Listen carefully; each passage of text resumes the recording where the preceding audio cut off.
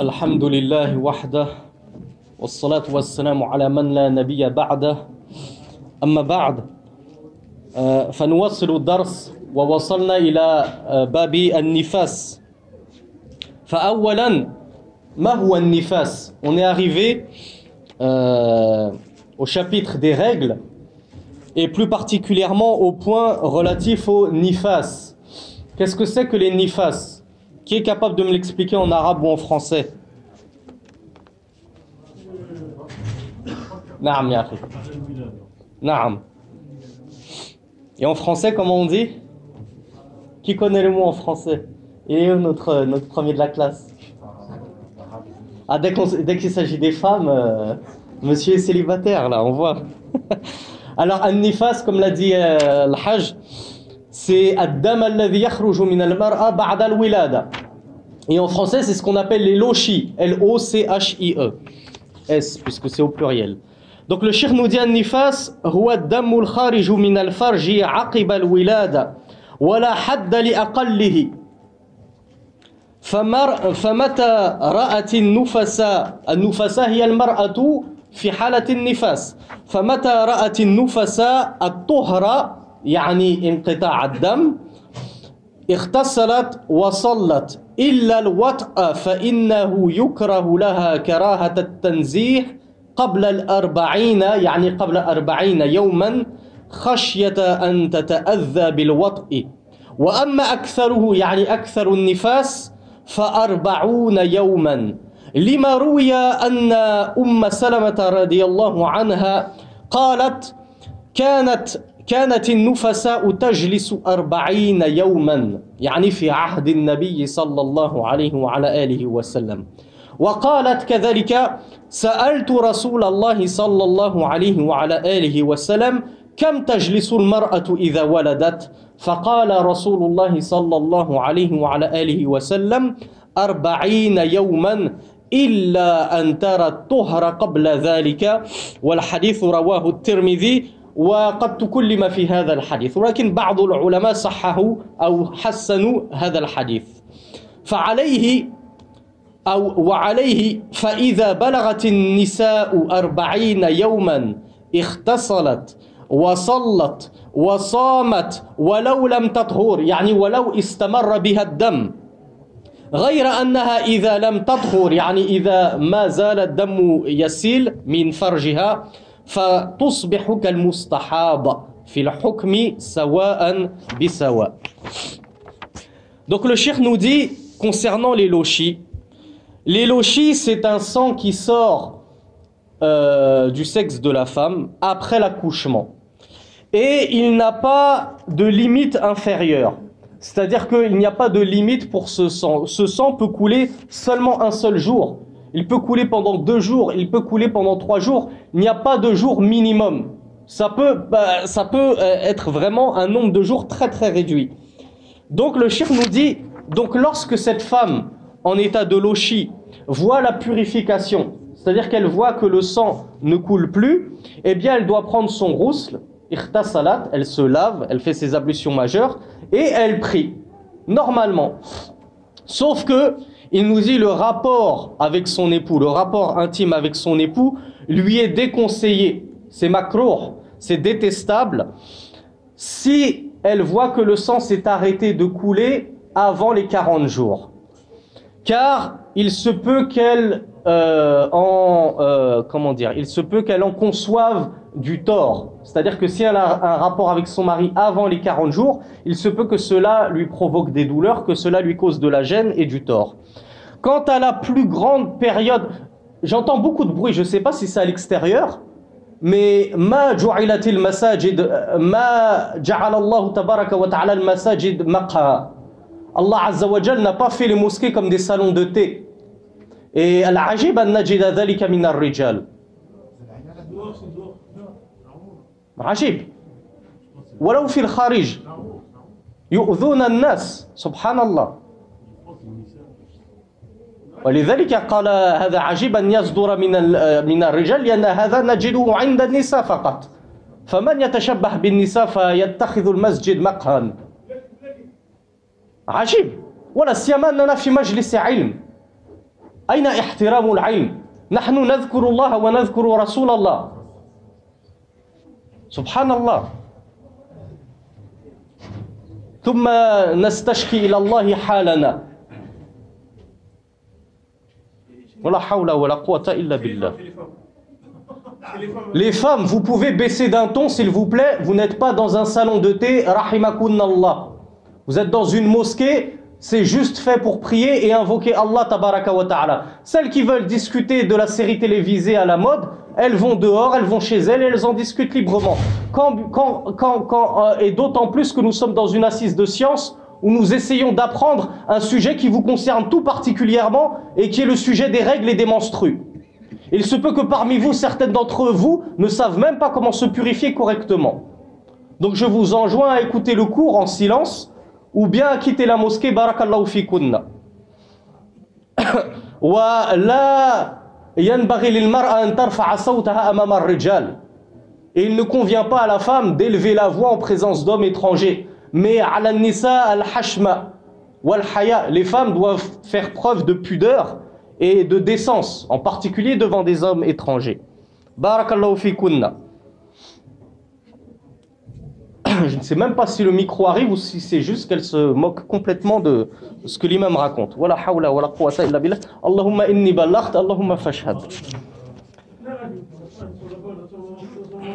Ajib. Ajib, hein?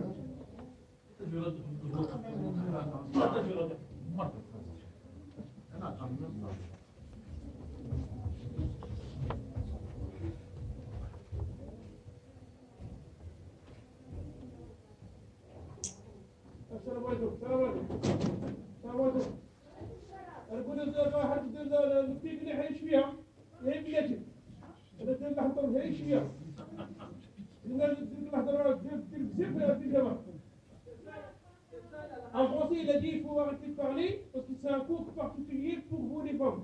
Il a dit c'est un cours qui vous concerne. Alors si vous voulez écouter, vous restez vous parler doucement, sinon vous rentrez à la maison. Il a dit doucement parce que nous on va vous écouter le cours. Restez à la mosquée, il est en train de donner un cours sur la science. On a compris, c'est ça, on entendait on parlait pas. Oui, c'est ça.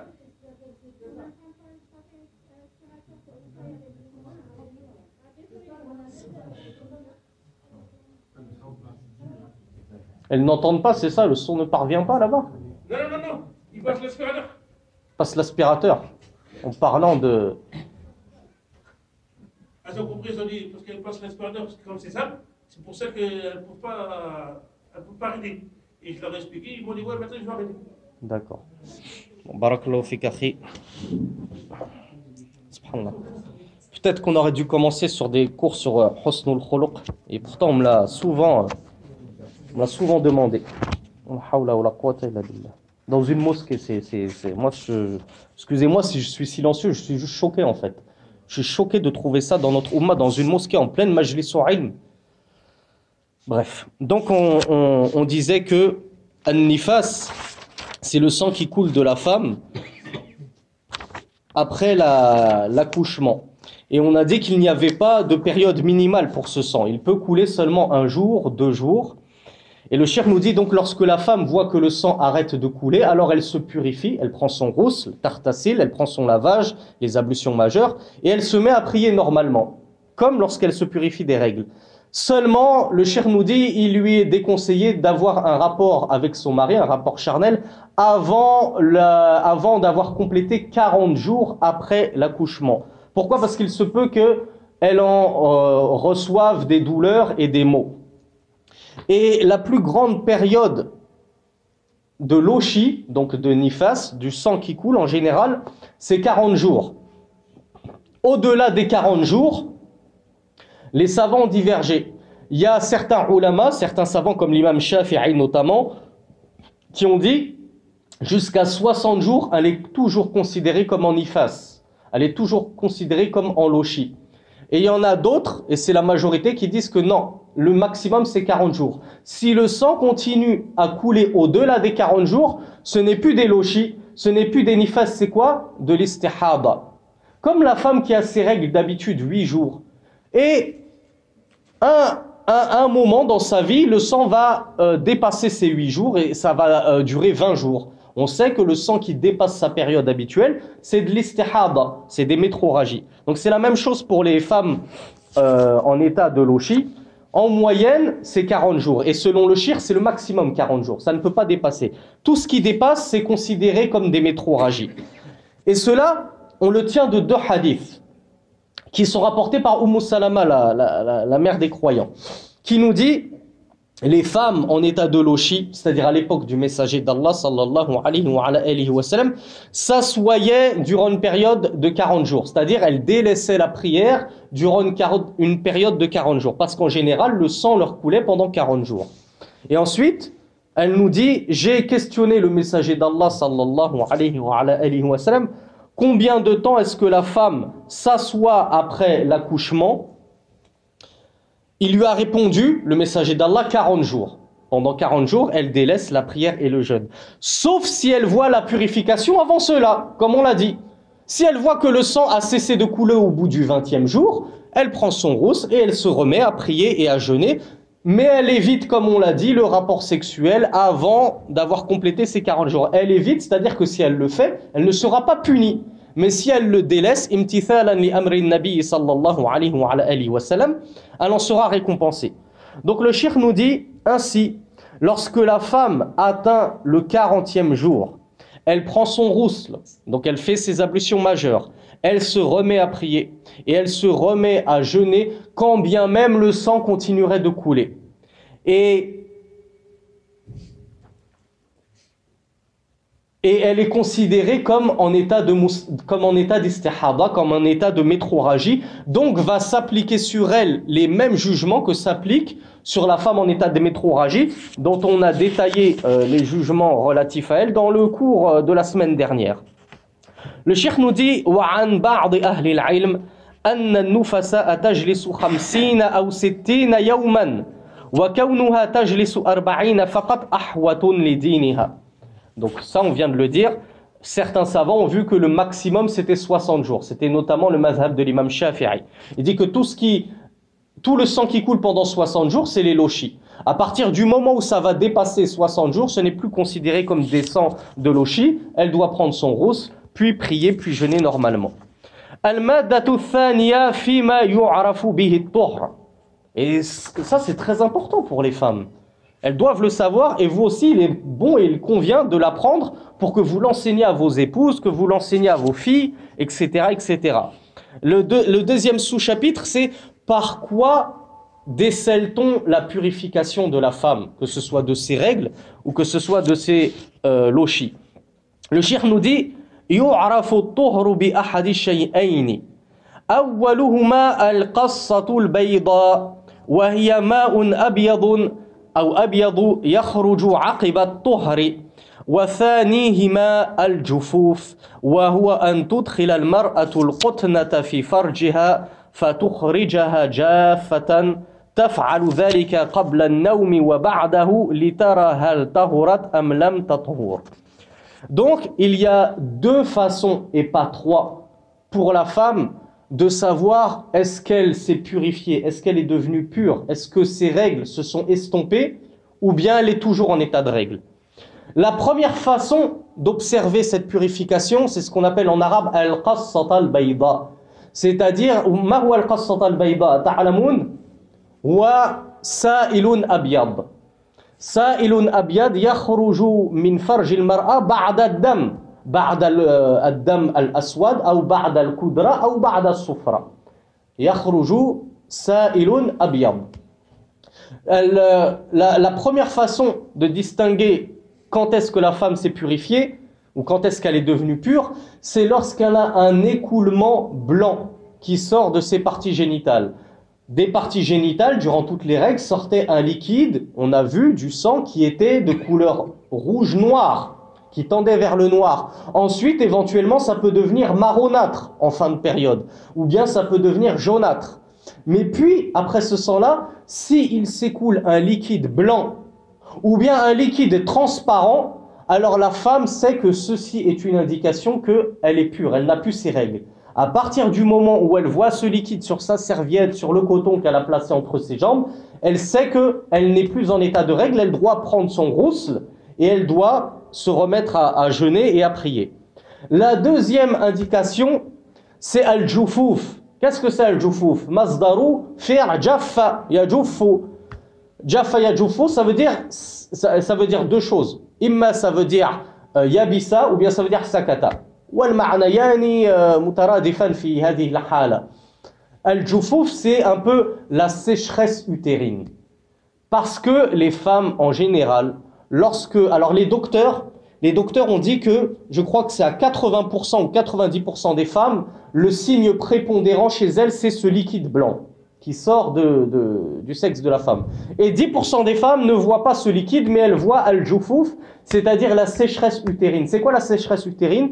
C'est que la femme, il convient, lorsqu'elle connaît sa période, par exemple, elle sait que c'est 7 jours, eh bien, avant la 7e nuit, avant de se coucher, elle va mettre une serviette, elle va mettre un tampon, elle va mettre un disque de coton, ce qu'elle veut entre les jambes, et elle va le laisser avant et pendant toute la nuit, et au petit matin, elle va le retirer, elle va regarder avant le fajr, parce qu'elle est tenue, si elle s'est purifiée, de prier le fajr.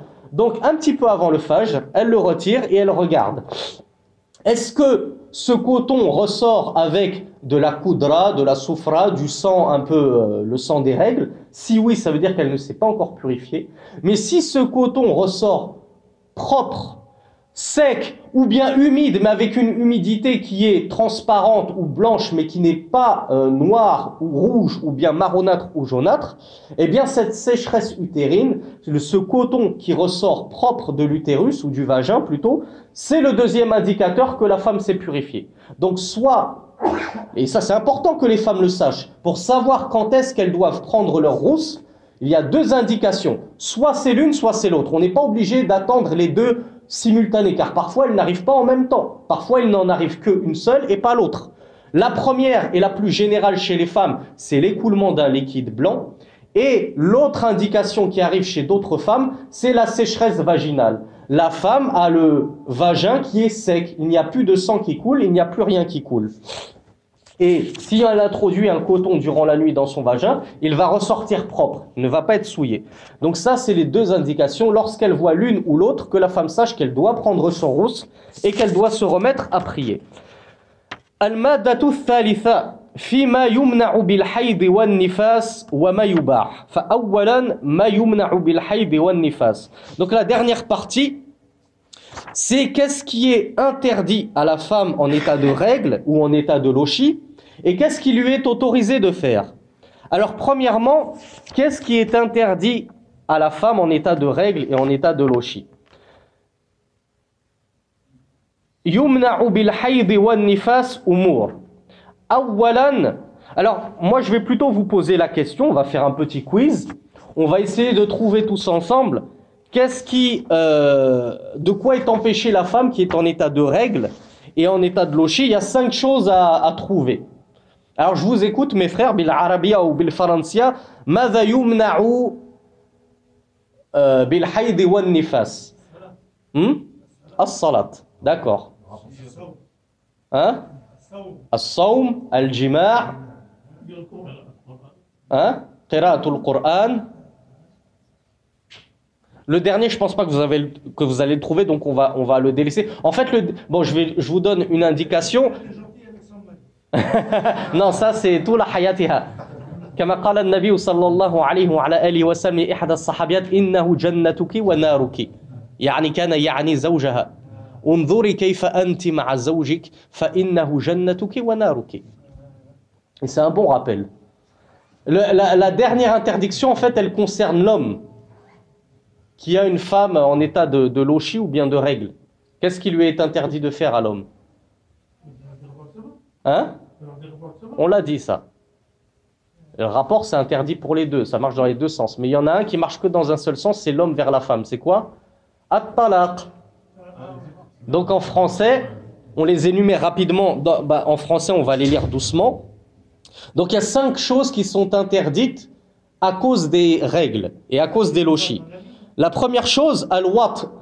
La première chose interdite, c'est le rapport sexuel. On l'a déjà dit à plusieurs reprises. لِقَوْلِهِ تَبَارَكَ وَتَعَالَى وَلَا تَقْرَبُوهُنَّ حَتَّى يَطْهُرْنَ. Et ne vous approchez pas d'elles jusqu'à ce qu'elles se soient purifiées. Attention mes frères, on vous a expliqué ma ma'na al-qurban hahuna. Qu'est-ce que ça veut dire? Le fait de ne pas s'approcher de sa femme, c'est pas pour faire comme les juifs, qui eux boycottent leurs femmes. Ils ne veulent même pas manger à la même table que leurs femmes lorsqu'elles sont en état de règle. Nous, c'est pas ça le boycott. Le boycott, c'est juste, on s'abstient du rapport charnel avec nos épouses. Mais on peut dormir dans le même lit qu'elles. On peut manger à la même table qu'elles. On peut les enlacer dans nos bras. Il n'y a aucun souci. Donc, c'est juste le rapport intime, charnel avec son épouse qui est interdit. Et quand on dit le rapport intime, vous m'avez compris, c'est la grosse affaire. C'est pas les préliminaires. Les préliminaires, vous voulez la prendre, lui faire des câlins, etc. Vous m'avez compris, c'est autorisé. Mais la grosse affaire, non. Deuxième chose interdite, as-salat was-siyam. Alors, je vais vous poser la question. La femme qui est en état de règle ou en état de molochi, on a dit elle ne peut pas prier et elle ne peut pas jeûner. Mais est-ce qu'elle doit rattraper la prière et le jeûne? Et pourquoi vous séparez le jeûne de la prière? Pourquoi elle ne rattrape pas ses prières? Non, de la journée, si. Hein? Elle rattrape juste les prières de la journée et pas celles de la nuit. Toi, je t'aime beaucoup parce que tu as des avis bien à toi. T'as un sixième madhab. Tu t'appelles comment, Akhi? Tu t'appelles comment, Akhi? Moussa, ben on va l'appeler le madhab Moussaoui, le sixième madhab de l'islam. Il est très rigolo. Non. Moi, je parle de moi, ma femme. C'est-à-dire, si jamais ces trucs finissaient peut-être au cours de la journée, ouais. C'est-à-dire si elle n'a pas pris 14, 16, 18 heures et qu'elle voit qu'il n'y a plus rien, donc elle se lave et puis elle fait maintenant toute la prière qu'elle n'avait pas faite du 14 heures du matin. Non, c'est pas ça, mais en fait, tu chauffes en fait. Alors, on va expliquer. Donc, je ne sais pas si je l'ai dit en français. Donc, la femme en état de règle ou de lochi, elle délaisse la prière et le jeûne.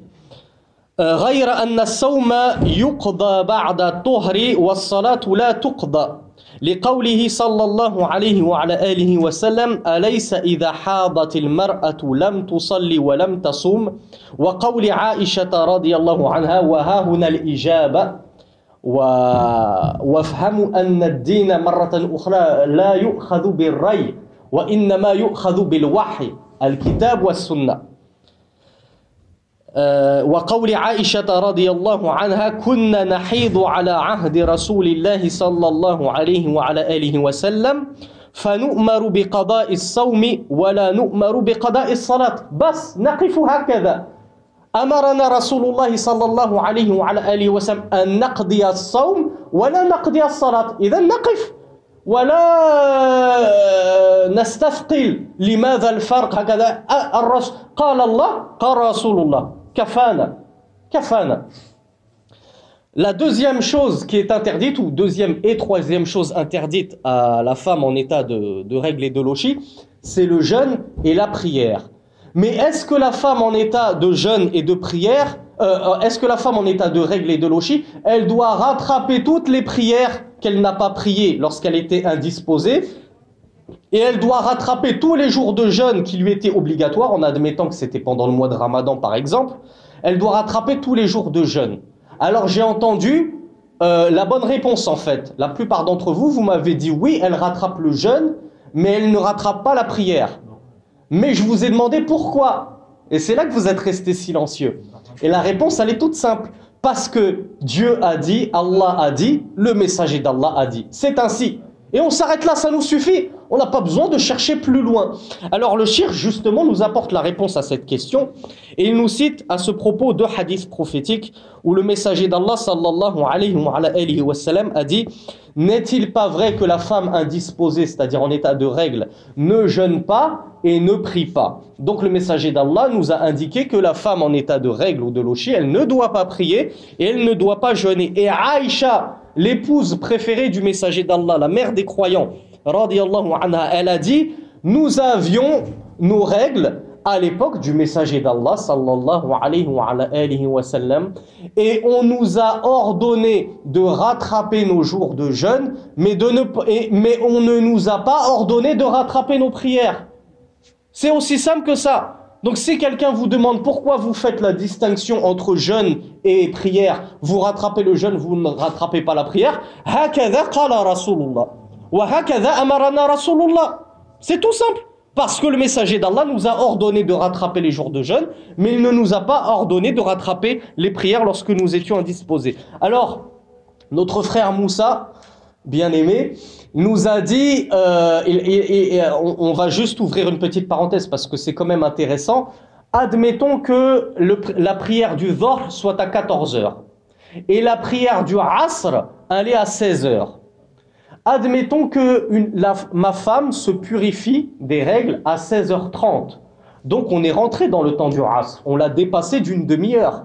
La question à se poser, est-ce que je dois prier mon Asr puisque je suis dans le temps du Asr, ou bien je dois prier, comme nous l'a dit le frère Moussa, les prières de toute la journée depuis le début de la journée, c'est-à-dire le Fajr, le Dhuhr et le Asr. Alors, ikhtalafa al-ulama ila ra'yayni. Les savants ont divergé en deux positions.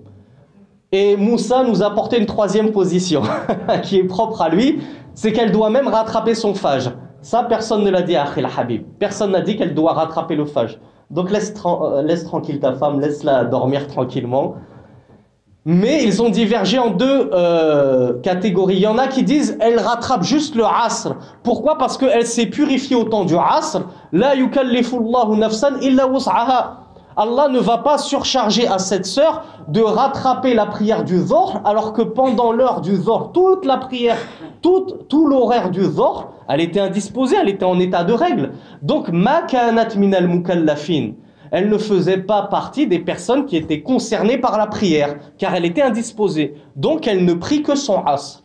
Il y a des savants qui ont dit la hiya tajma' bayna adh-dhuhri wal 'asr. هي تقضي الظهر وتؤدي صلاة العصر لأنها كانت معذورة وصلاة المعذور هو الظهر والعصر في وقت العصر كما في السفر وكذلك المغرب والعشاء في وقت العشاء كما في السفر وهذه المرأة كانت معذورة.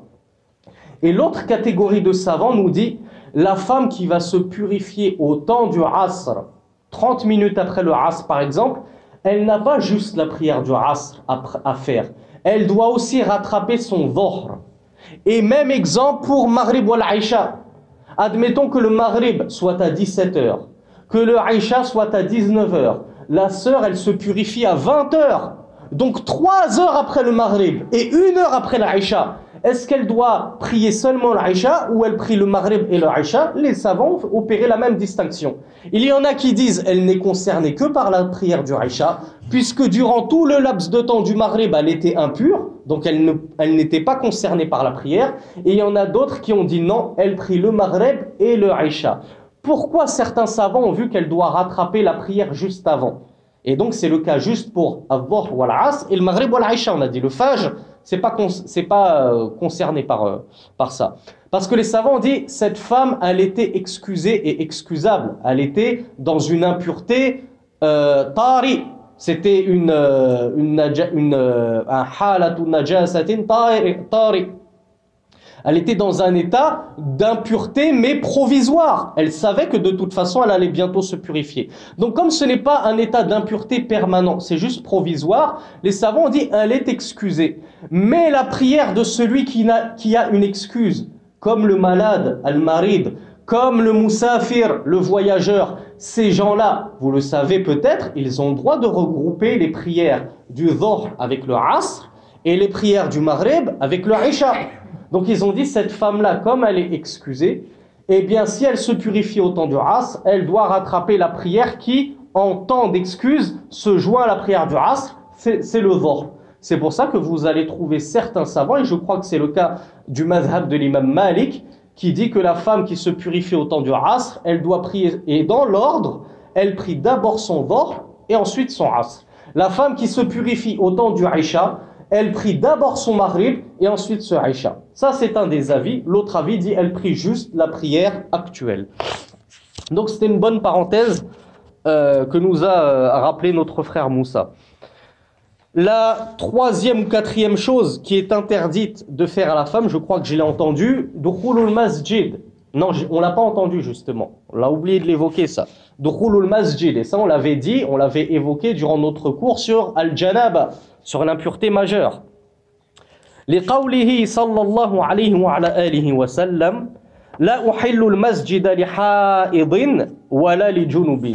Donc la quatrième chose interdite à faire de la part de nos sœurs, c'est le fait de rester dans une mosquée. On a dit illa abiri sabil, comme pour le junub, comme celui qui est en état d'impureté majeure suite par exemple à un rapport sexuel ou une émission séminale. Eh bien ces deux personnes-là, on l'avait dit, elles n'ont pas le droit. يحرم عليهما المكث في المسجد أما أن يعبران الطريق فلا بأس للحاجة والضرورة. Donc la femme indisposée, de la même manière que l'homme qui serait en état de janaba, d'impureté majeure, ils n'ont pas le droit de rester à la mosquée comme ça, écouter un dars ou papoter comme le font nos sœurs. Elles n'ont pas le droit, sauf si c'est pour traverser le chemin, pour un besoin, parce que si elles doivent faire un détour, c'est un détour qui va leur prendre trop de temps, ça va les fatiguer. Juste pour traverser le chemin, tac tac, de part et d'autre de la mosquée, je peux. Mais rester dans la mosquée, nos sœurs ne peuvent pas. C'est pour ça qu'on avait dit, lorsque vous avez fait une khutbah juste avant Al-Aïd, il convient aux sœurs qu'elles viennent assister aux festivités, aux réjouissances de Al-Aïd, quand bien même elles seraient indisposées, mais elles ne participent pas à la prière et elles ne s'assoient pas dans le musalla. Elles se tiennent juste un petit peu à l'écart. Donc si tel est le cas du musalla d'Al-Aïd, que dire d'une vraie maison d'Allah, masjid min masajidillah, une mosquée parmi les mosquées. La quatrième chose qui est interdite, naam, c'est autorisé.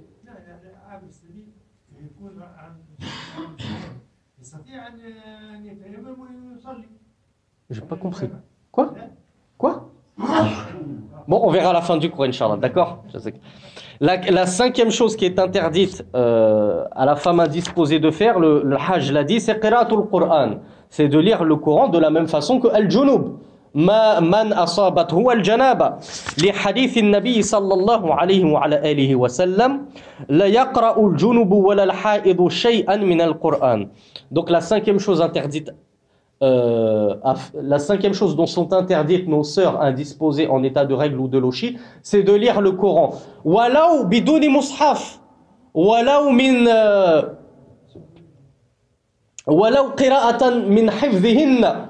Même si c'est le fait de lire le Coran parce qu'on le connaît par cœur. Je connais Ayat al-Kursi, je vais le réciter comme ça. Là, on ne parle même pas de toucher le Coran. On parle le simple fait de le lire, même si on le connaît par cœur, ce n'est pas autorisé. Comme on l'avait dit, ce n'est pas autorisé à celui qui est en état de janaba, d'impureté majeure. Donc pareil pour les femmes, elles n'ont pas le droit de lire le Coran. Alors, petite parenthèse, Abaha dhalika al-imam Malik li imra'atin mu'ayyana hiya talibatul ilm ou il mudarrisa.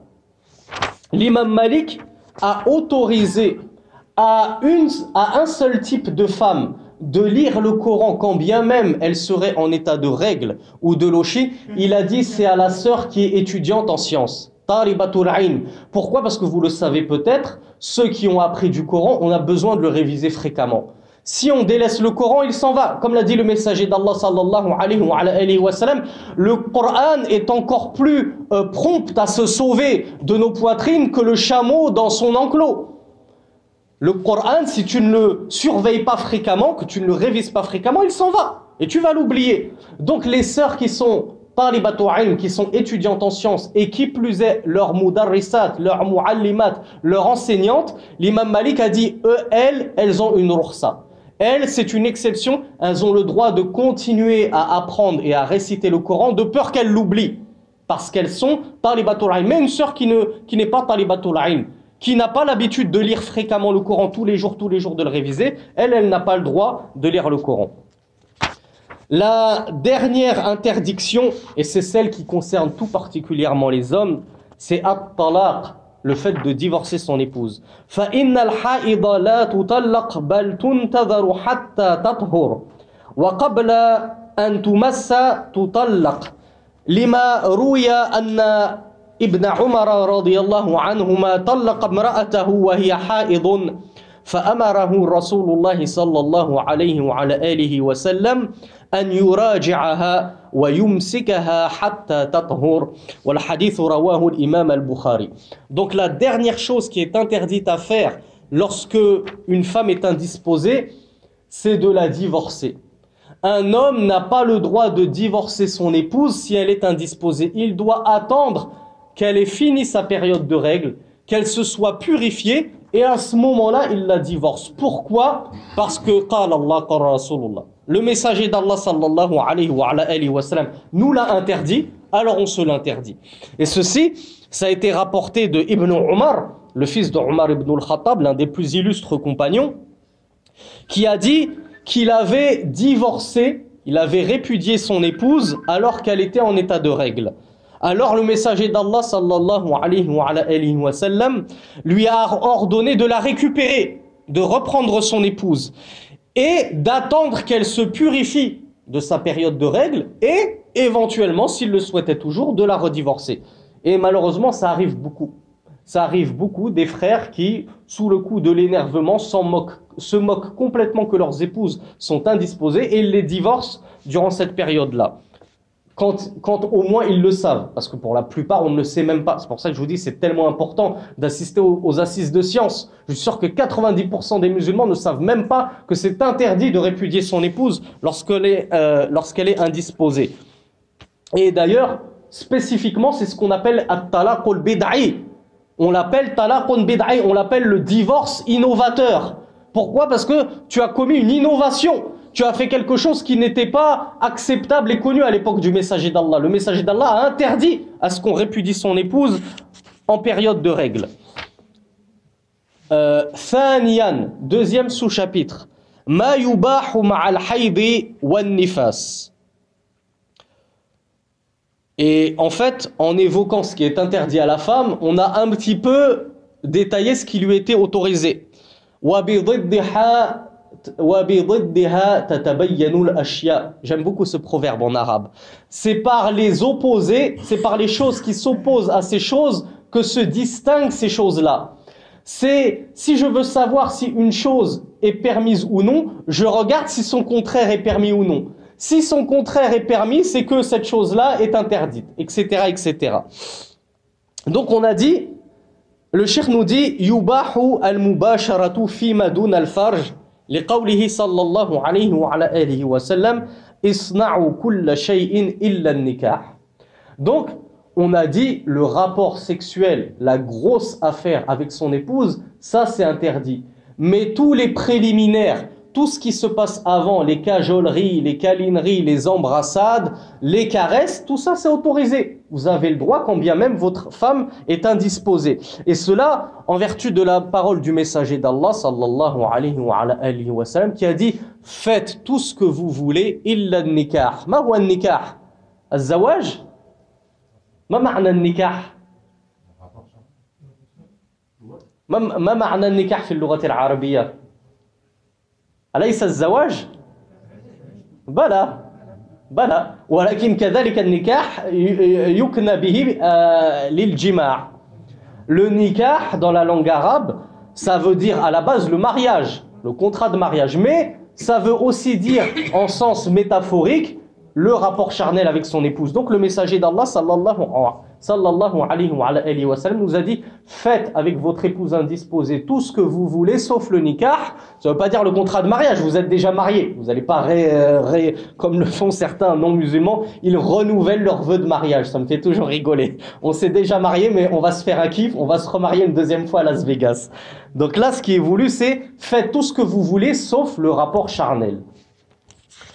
Deuxième chose, dhikrullahi ta'ala. هل يجوز للحائض أن تذكر الله تبارك وتعالى? Est-ce qu'il est permis à la femme indisposée d'évoquer Allah? On ne parle pas de lire le Coran. On a vu lire le Coran, qira'atul Coran muharrama. ولكن ذكر الله أهو محرم أو مباح? C'est autorisé? Vous êtes tous d'accord que c'est autorisé, dhikrullah. Donc la femme, elle a le droit de dire Bismillah, A'udhu billahi minash shaitan rajim, Subhanallah, La ilaha illallah, faire du dhikr, c'est autorisé. Bon, alhamdoulilah, c'est autorisé. La femme elle a le droit. Tant qu'elle ne lit pas le Coran, c'est autorisé. إذ لم يرد في ذلك نهي عن الشارع. Le cheikh nous dit rien dans la législation d'Allah, ni dans le Coran, ni dans la Sunna, n'est venu pour interdire la femme de faire du dhikr. Donc, elle peut faire du dhikr. Justement, c'est bien. C'est bien que comme elle ne peut pas prier, comme elle ne peut pas jeûner, comme elle ne peut pas lire le Coran, au moins qu'elle fasse du dhikr. Au moins qu'elle récite ses invocations du matin, ses invocations du soir, pour être un minimum protégée. Et pour prendre des hasanat, quand bien même elle serait en état d'impureté. Ensuite, le cheikh nous dit troisièmement, الإحرام والوقوف بعرفة وسائر أعمال الحج. هل وقد ذكرناه قد ذكرنا هذه المسألة قبل أسبوعين أظن أو الأسبوع الماضي. هل يجوز ويباح للمرأة المحرمة الحاجة يعني من دخلت مكة قاصدة الحج هل يجوز لها أن تطوف بالبيت؟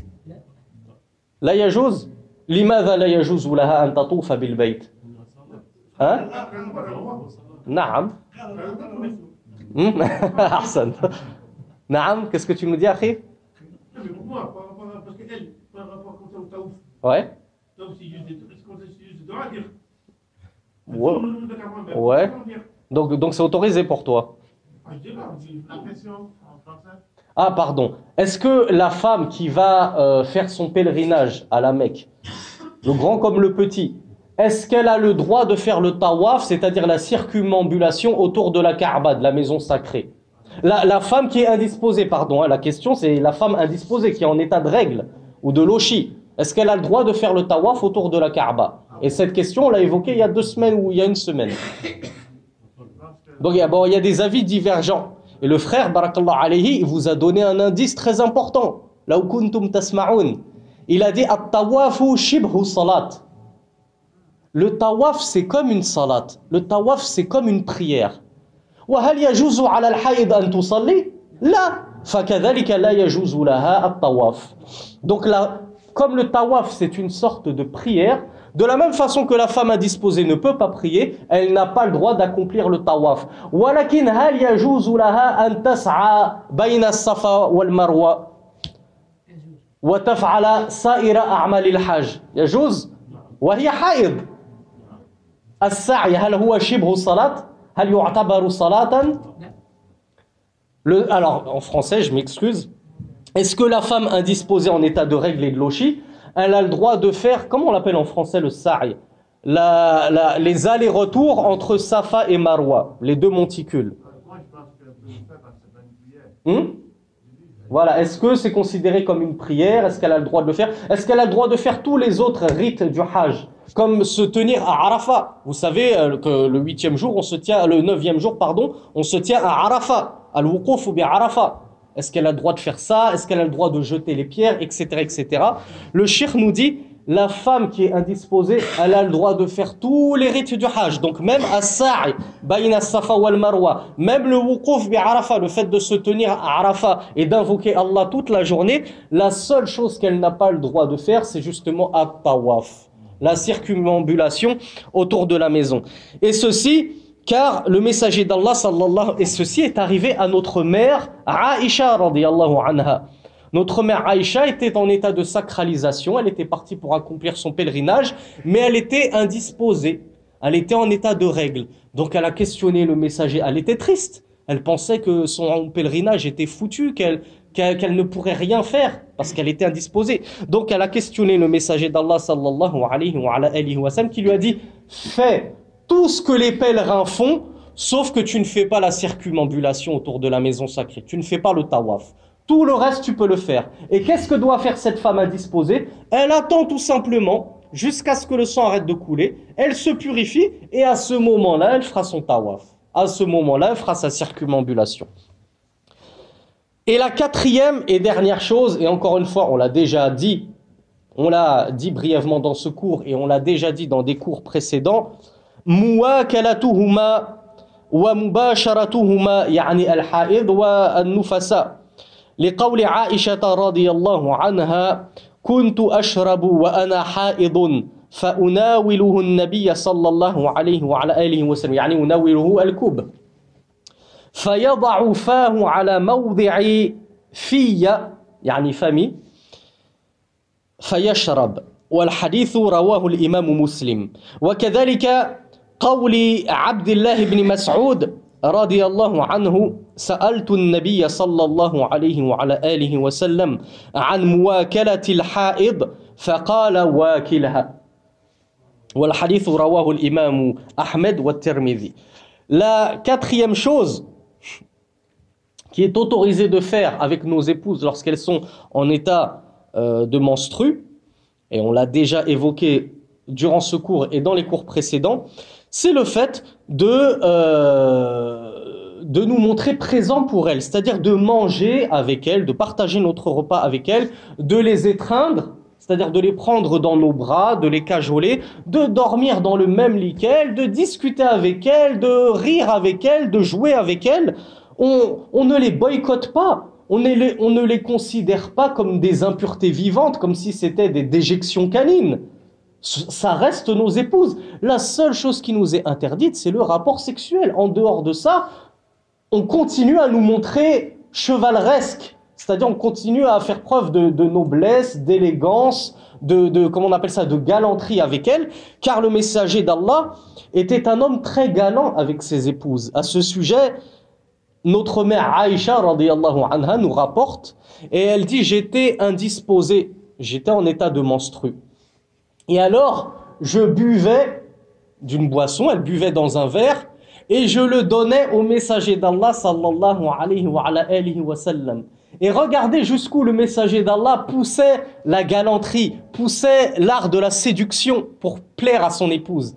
Il prenait le verre que lui tendait Aïcha alors qu'elle était en période de règle. On va pas dire le verre, l'eau elle est devenue pure parce que tu as bu dedans, parce que tu es en état de règle. Non, dans notre religion ça n'existe pas ça. Le messager d'Allah prenait le verre de Aïcha, il cherchait exactement l'endroit sur lequel elle avait posé ses délicates lèvres et il buvait exprès à cet endroit-là. Faites-le avec vos épouses, mes frères, vous allez gagner le jackpot. Elles vont vous aimer encore plus. Et ça fait partie de la galanterie et de la noblesse de caractère du messager d'Allah et de son fiqh, de sa compréhension des femmes. Donc le messager d'Allah était très doux avec ses épouses.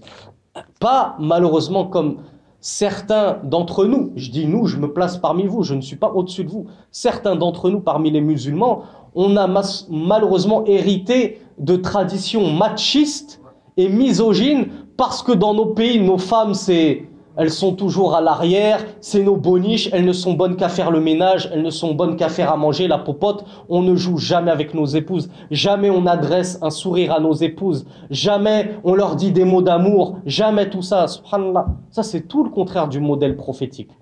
Le messager d'Allah sallallahu alayhi wa sallam n'avait pas honte de se rabaisser à cajoler ses épouses, à embrasser ses épouses. Même en plein ramadan, il a été rapporté que Aïcha nous a dit le prophète jeûnait et il embrassait ses épouses. Et il jouait avec elles dehors. Il attendait que ses sahaba en voyage se soient éloignés. Il faisait une course à pied avec Aïcha. Et il l'a fait à 2 reprises. La première fois, c'est Aïcha qui l'a battu. Et la deuxième course, c'est le prophète qui a battu Aïcha parce qu'elle avait pris un peu de poids. Le prophète ne dédaignait pas avoir des relations amicales et affectueuses avec ses épouses. Bien au contraire. Regardez cette marque de tendresse, de chercher exactement où ma femme a bu et je bois exactement au même endroit. De la même façon, Ibn Mas'ud radiyallahu anhu a demandé au prophète: est-ce qu'il est permis de manger avec ma femme à la même table? Car on vous l'a dit, les gens du livre, et plus particulièrement les juifs, interdisent à leurs femmes de s'approcher de la table. Tu me fais à manger, mais tu restes dans ton coin. Je mange tout seul, tu es impur. Cette question, on l'a posée au messager d'Allah sallallahu alayhi wa sallam. Il lui a dit: Wakilha, mange avec elle, mange à la même table qu'elle. Bien sûr, c'est elle qui t'a fait à manger. Comment est-ce qu'elle ne partagerait pas le plat avec toi? Donc, c'est bien que le cours se termine dessus. Le cours est terminé. Il se termine sur une note positive et un rappel au petit clin d'œil du début du cours. Husnul khuluq. Alaykum bi husnul khuluq. وكما قال النبي صلى الله عليه وعلى آله وسلم خياركم أحاسنكم خلقا. Le messager d'Allah sallallahu alayhi wa sallam a dit: les meilleurs d'entre vous, ce sont ceux qui ont les meilleurs comportements. Donc, kounou soufara al-islam. Soyez des ambassadeurs de l'islam. Montrez l'islam autour de vous, dans vos foyers et en dehors de vos foyers par votre bon comportement. Et c'est comme ça qu'il y a des pays tout entiers, des régions tout entières, comme la région de la Malaisie et de l'Indonésie. Et vous savez que la plus grande proportion de musulmans qui existent, ce n'est pas vous les Arabes, ce n'est pas vous les Africains, c'est les Asiatiques. Il y a plus de musulmans indonésiens, malaisiens et ceux qui ont embrassé l'islam au Japon, en Asie, dans toute l'Asie, il y a plus de musulmans chez eux qu'il y a de musulmans africains ou de musulmans arabes. Comment ils se sont convertis tous ces Asiatiques? Par les tudjars, par les commerçants musulmans qui sont venus faire commerce dans leur pays, alors qu'eux n'étaient pas encore musulmans, ces Malaisiens et ces Indonésiens, et par leur bon comportement, parce qu'ils ne trichaient jamais, parce qu'ils ne volaient jamais, parce qu'ils respectaient la balance, parce que lorsqu'on leur rendait un peu trop d'argent, c'est pas ils mettaient « Ah, il s'est trompé, il m'a donné 5 € en trop, je le mets dans ma poche, tant mieux. » Non, « Akhi, tu t'es trompé, tu m'as rendu 5 € en trop. » Tiens, par ce comportement d'excellence, ils ont tous embrassé l'islam, à tel point que maintenant, c'est les plus nombreux dans notre Ummah. Donc mes frères, soyez des ambassadeurs de l'islam par votre bon comportement. Et comme on l'avait dit, il me semble, dans une khutbah, khayrukum khayrukum li ahli. يعني قال النبي صلى الله عليه وعلى آله وسلم خيركم خيركم لأهلي يعني مع أزواجه وأنا خيركم لأهلي. هذا كلام رسول الله ليس كلامي. Le messager d'Allah sallallahu alayhi wa alayhi wa sallam avait dit à ses compagnons, les meilleurs d'entre vous, ce sont les meilleurs d'entre vous avec leurs épouses. Ceux qui ont le meilleur comportement avec leurs épouses. Et moi, Rasulullah, je suis le meilleur d'entre vous avec mes épouses. Et on en a eu un bref exemple. Et Inch'Allah, j'espère que lorsqu'on aura terminé les premières parties du livre, on entamera des doros sur la biographie du prophète, sur Shama'il al-Nabawi. Al-Shama'il al-Nabawiya, les descriptions du prophète, comment il était, et vous verrez à quel point c'était l'homme le plus parfait avec tout le monde. Il était le plus parfait avec sa relation envers son créateur, mais il était aussi le plus parfait envers sa relation avec toutes les créatures. Et les femmes, il les respectait. Les femmes, il les honorait. Donc quand on entend sur BFM TV ou à la télé, l'islam est une religion rétrograde, l'islam est une religion misogyne, يعني دين يكره النساء يكره فيه النساء أو تكره فيه النساء. C'est une religion misogyne, c'est une religion machiste. Pas du tout. Notre religion, c'est la plus galante, la plus élégante. On respecte les femmes. Elles ont des droits sur nous comme elles ont des devoirs envers nous. Nous, on a des droits sur nos épouses, mais elles aussi, elles ont des droits sur nous. Et c'est presque kiff-kiff. Walakin lirijali daraja. C'est vrai que les hommes ont un daraja, un petit degré en plus. Pourquoi? Parce que nahnu qawwamuna ala nisa. C'est à nous qu'il impose la lourde charge de subvenir à leurs besoins, de les protéger, de les entretenir. Les femmes, elles sont comme des princesses dans nos maisons. Elles n'ont pas à sortir le moindre centime pour payer les factures d'électricité, pour payer le gaz, pour payer l'essence, pour payer ceci, pour payer les vêtements, quand bien même ce seraient ses propres vêtements.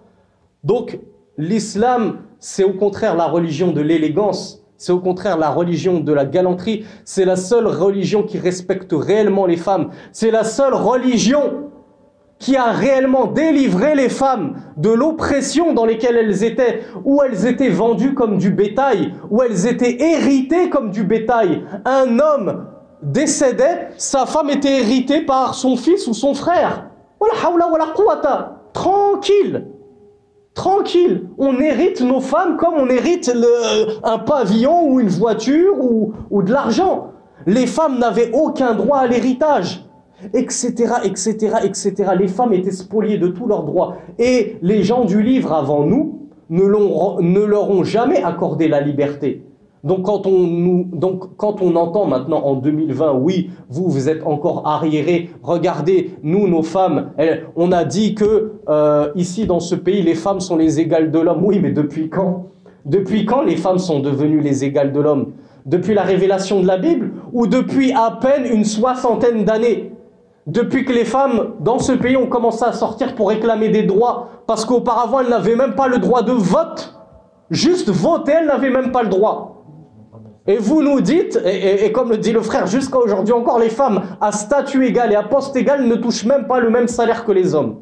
Et vous nous dites que vous avez rendu à leurs femmes leur noblesse et leur droit à l'égalité avec les hommes. Non, nous leur avons rendu, et ce depuis 1400 ans.